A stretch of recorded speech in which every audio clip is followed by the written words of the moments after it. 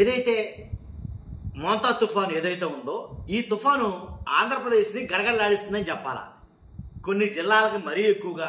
కాబట్టి ఈ తుఫాన్లో కూడా ఒక ఫోటో అయితే కనుక వైరల్ అవుతుందండి. ఈ తుఫాన్లో కూడా ఒక ఫోటో వైరల్ అవుతుంది.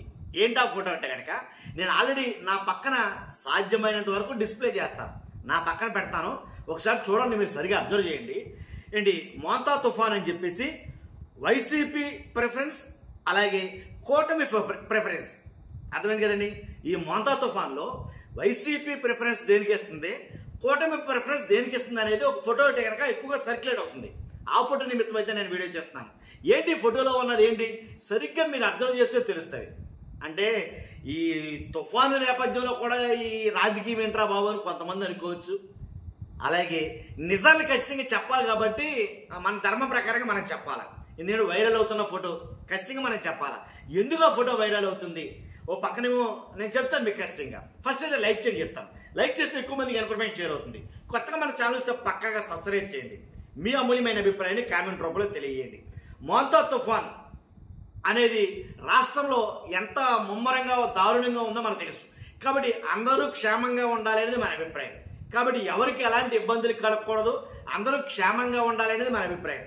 దీంట్లో భాగంగానే ఈ మోంతా తుఫాన్లో వైసీపీ ప్రిఫరెన్స్, ఈ ఫోటో ఏంటంటే వైసీపీ ఇచ్చిన ప్రిఫరెన్స్ ఏంటంటే కనుక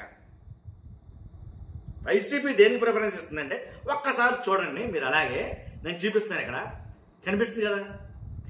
దీంట్లో వైసీపీ వాళ్ళేమో ఎమ్మెల్యేలు కావచ్చు, మంత్రులు కావచ్చు, కార్యకర్తలు కావచ్చు, నాయకులు కావచ్చు, అందరూ గ్రౌండ్ లెవెల్లో ఉన్నారు. అంటే వారి వారి స్థానాల్లో ఎక్కడైతే తుఫాను ప్రభావం ఎక్కువగా ఉంటుందో ఆ స్థానాల్లో, ఆ పరిసర ప్రాంతాల్లో వాళ్ళు ఎక్కువగా తిరగడం, ఏంటి జనాలకి ధైర్యం చెప్పడం, అలాగే శిబిరాల్లో ఉన్న వాళ్ళకి ఆహార పొట్లాలని ఇవ్వడం, అలాగే వాళ్ళకి ఏం అవసరం ఏంటి అని మొత్తం ఈ వైసీపీకి సంబంధించిన నాయకులు కావచ్చు, కార్యకర్తలు కావచ్చు, ఎమ్మెల్యేలు కావచ్చు, మంత్రులు కావచ్చు, మొత్తం గ్రౌండ్లోనే ఉన్నారు. దాంట్లో ఎలాంటి డౌట్ లేదు. ఈ ఫోటోలో ఉన్న చెప్తున్నాను నేను. అలాగే కింద ఉన్న ఫోటో ఏంటంటే అదే లోకేష్ గారు కావచ్చు, అలాగే చంద్రబాబు నాయుడు గారు కావచ్చు, అలాగే వాళ్ళకి సంబంధించిన నాయకులు కావచ్చు, ఏదైతే రూమ్ ఒక ఎలా అంటే తుఫాను సంబంధించిన ఒక రూమ్ ఏదైతే ఉందో ఆ రూమ్లో అంటే వాళ్ళకి రియల్ రాసింది ఏంటంటే ఫోటోషూట్ల కోసం ఏసీ రూముల్లోనూ అట్లోని ఇట్లో ఉండి ఏదో నిరంతరం పర్యవేక్షిస్తున్నట్టుగా, లోపల నుండి నిరంతరం పర్యవేక్షిస్తున్నట్టుగా వాళ్ళు కలరింగ్ ఇస్తున్నారని చెప్పి అయితే కనుక వైఎస్ఆర్సీపీ వాళ్ళు మాట్లాడుతున్నమాట. మొత్తానికి ఏదైతేనేంటండి జగన్ గారి పిలుపు మేరకు ఏంటి తుఫాను బాధితులకి ఎవరైతే ఉన్నారో వాళ్ళకి చేతనైనంత సాయం వైఎస్ఆర్సీపీ నేతలు చేయడంలో ముందున్నారేమో అని అనిపించింది నాకు. అంటే పొద్దున్న నుంచి చూసుకుంటే కనుక ఎక్కువగా వాళ్ళే ఎక్కువ ఫోటోలు సర్క్యులేట్ అవుతున్నాయి. నెల్లూరు నగరంలో చూసుకుంటే కనుక తుఫాను బాధితులకి ఎమ్మెల్సీ పర్వతిరెడ్డి చంద్రశేఖర్ రెడ్డి గారి ఆధ్వర్యంలో ప్రత్యేక వాహనాలు ఏర్పాటు చేసి, అర్థమవుతుందా, అలాగే భోజన వసతి కూడా కల్పిస్తున్నారు. నేను కుదిరితే ఆ వీడియో కూడా పెట్టడానికి ట్రై చేస్తాను నేను. అంతేకాదు ఇప్పుడు ఇక్కడ కావాల్సింది ఏంటంటే దగ్గరుండి సహాయం వెహికల్ పంపిస్తాం. అలవరం మండలం వాడాల రేవులో తుఫాను నేపథ్యంలో వృద్ధులు, చిన్నపిల్లలకు అమలాపురం నియోజకవర్గ ఏదైతే అమలాపురం నియోజకవర్గం ఉందో YSRCP Congress party coordinator doctor Pinipe Srikanth గారు ఆయన తోచిన సాయం ఆయన చేస్తాడు. ఆయన వెహికల్స్ పంపడం, అలాగే గెలిచిన వారేమో పక్క రాష్ట్రాల్లో ఉంటే ఓడిన వంగా గీత గారు ఎవరైతే ఉన్నారో వంగా గీత గారు ఆవిడ మాత్రం ఫీల్డ్లో ఉందని చెప్పాలి. అంటే తుఫాను ప్రభావిత ప్రాంతాల్లో పర్యటిస్తున్నారు. ఆవిడ కూడా వాళ్ళతో పాటే ఆ నియోజకవర్గం జనాలతో పాటు తిరుగుతున్నారనమాట. కాబట్టి అంతేకాదు 4,000 మందికి భోజనాలు, ఇంటి మీద కప్పుకోవడానికి పట్టాలు అందజేత ఏదైతే ఉంటాయి ఇంటి మీద కప్పుకోవడానికి ఏంటి 3, 4, 5 ఇలాగ మొత్తం అన్ని డివిజన్లోని బాధితులను గుర్తించి సహాయ సహకారాలు అందించేందుకు ఏర్పాట్లు చేశారు. జోరు వర్షంలో సైతం నెల్లూరు నగరంలోని నియోజకవర్గంలోని 48 డివిజన్లు, పోరుకట్ల 49 డివిజన్, అరవపాలెంలో 42వ డివిజన్ కార్పొరేటర్ కరీముల్లా, వైఎస్ఆర్సీపీ జిల్లా మైనార్టీ అధ్యక్షులు షేక్ సిద్దిక్, ఉపాధ్యక్షులు, ఇలా వీళ్ళందరూ కూడా ఒక్కడు ఇద్దరు కాదు, ఇలా అంటే పర్వత చంద్రశేఖర్ రెడ్డి గారి ఆధ్వర్యంలో చాలా అయితే కార్యక్రమాలు అయితే నిర్వహించారు.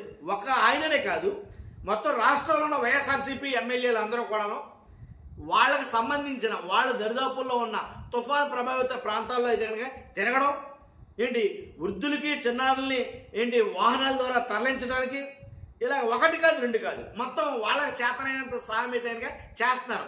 తుఫానును కూడా లెక్క చేయకుండా, అలాగని కొడమనాయకులు చేయట్లేదంటే కనుక చేస్తున్నారు, వాళ్ళు కూడా చేస్తున్నారు. కానీ మ్యాక్సిమం అదే ఏదైతే అన్నారో దాంట్లో రూములు ఎక్కువైతే ఉండిపోయారు, అధినాయకులతో సహా కలెక్టర్ ఆఫీసుల్లో అక్కడ ఇక్కడ ఉండి పర్యవేక్షిస్తున్నారు అని అయితే మాట్లాడతారు. కానీ గ్రౌండ్ లెవెల్లో ఉన్నది మాత్రం వైఎస్ఆర్సీపీ వాళ్ళు ఉంటున్నారని చెప్పాలి. ఎందుకనంటే చంద్రశేఖర్ రెడ్డి గారు అనుకుంటా ఒక మాట మాట్లాడాడు. ఆయన అంటుంది ఏంటంటే, ఏదైతే వాస్తవానికి తుఫాను ప్రభావిత ప్రాంతాల్లో ముందస్తు ఏర్పాట్లు చేయాల్సిన కీలకమైన అధికారుల సమయాన్ని వృధా చేస్తూ ప్రచారం కోసం ఈ రివ్యూలేంటి నారా చంద్రబాబు నాయుడు గారు? తుఫాను సమయంలో ఎన్డీఎంఏ జారీ చేసే ఎస్ఓపి తెలియని అధికారులు ఏపీలో ఎవరూ లేరు. వారి పని వారి ప్రశాంతంగా చేయనియండి. తర్వాత ప్రభావిత ప్రాంతాల్లో పర్యటన చేసి ప్రభుత్వ సాయం అందిందా లేదా అని ఫీడ్బ్యాక్ ఎకో సిస్టమ్ ఏర్పాటు చేయండి. 15 ఏళ్ళు సీఎంగా పనిచేసి కూడా ఐఎండి వాళ్లతోటి ముందస్తు సమన్వయం చేసుకోవాలనే సోయ మీకు లేదు. ఐఎండి, ఎన్డీఎంఏ మరియు ఎస్డిఎంఏ మధ్య వారం రోజుల ముందే జరగాల్సిన సమీక్ష ఎందుకు చేయలేదో తెలియదు. కాబట్టి తుఫాను సహాయక చర్యల్లో రివ్యూల్లో విద్యాశాఖ మంత్రి ఎందుకు ఉన్నాడో అర్థం కావడం లేదు. ఒకవేళ ఉన్న తుఫాన్ సహాయక చర్యల నిమిత్తం ఎన్ని పాఠశాలను తాత్కాలిక వసతులుగా మార్చారో చెప్పలేదు. కానీ ఇలాంటివన్నీ కొన్ని లొసుకులు అయితే ఉండిపోయాయండి. ఒడిశాలాగా జీరో క్యాజువాలిటీ పాలసీ సాధించాలన్న ఆలోచన ఈ 15 ఏళ్ళలో మీకు కట్టలేదు. కాబట్టి కీలకమైన పంచాయతీరాజ్ సివిల్ సప్లై మంత్రులు లేకుండా సహాయక చర్యలు ఎలా చేస్తారు? 2014-19 మధ్య మీ పాలనలో తుఫాన్ మరణాలు 30 నుంచి 60 అంటే మా హయాంలో 7 తుఫాన్లు వచ్చినా మరణాలు 5కి మించలేదు. ఇంత దీని గురించి అయితే ఆయన చెప్పడం వచ్చింది. కాబట్టి ఏదేమైనా ఇలాంటి వాటి మీద కొంచెం ముందు దృష్టి సారించాల్సి ఉంది. ఎందుకంటే 5-6 రోజుల ముందే ఈ ఎన్డీఏ తోటి, తర్వాత వీళ్ళందరితో కూడాను ఎన్డీఎంఏ వాళ్ళతోటి, తర్వాత ఐఎండి వాళ్ళతోటి, ఎస్డిఎంఏ వాళ్ళతోటి ఇలా చేస్తే బాగుంటుందో నా అభిప్రాయం. మీ అభిప్రాయం అంటే ఖచ్చితంగా కామెంట్ రూపంలో తెలియజేయండి. ఫస్ట్ అయితే లైక్ చేయండి, కొత్త మంచి పక్కాగా సబ్స్క్రైబ్ చేయండి. Thank you very much.